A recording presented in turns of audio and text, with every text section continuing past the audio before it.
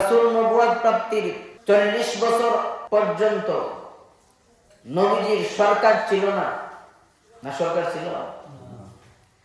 নবীজি মাক্কি জিন্দেগীর 13 বছর পর্যন্ত কোন সরকার ছিল না। তাই এই দায়িত্ব নবীজি নেন নাই, আল্লাহ দিয়েছেনও না। মদিনা জিন্দেগীর 10 বছরের ভিতরে আল্লাহ রাসূল সাল্লাল্লাহু আলাইহি ওয়াসাল্লাম এতগুলা যুদ্ধ পরিচালনা করলেন কেন? আল্লাহ রাসূল মদিনাতে যখন গেলেন তখন একটা সরকার গঠন করলেন।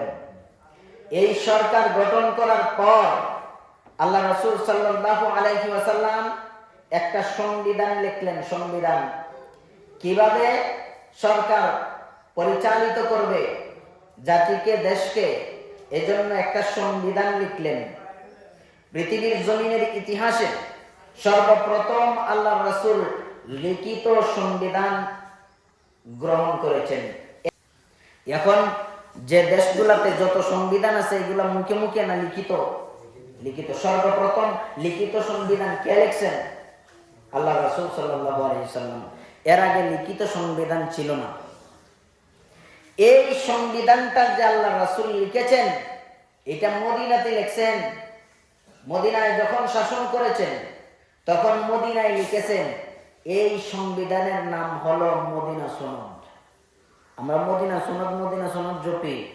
এই মদিনা সনদ কোন সনদ বুঝছেন তো? এই সংবিধানের নাম হলো মদিনা সনদ।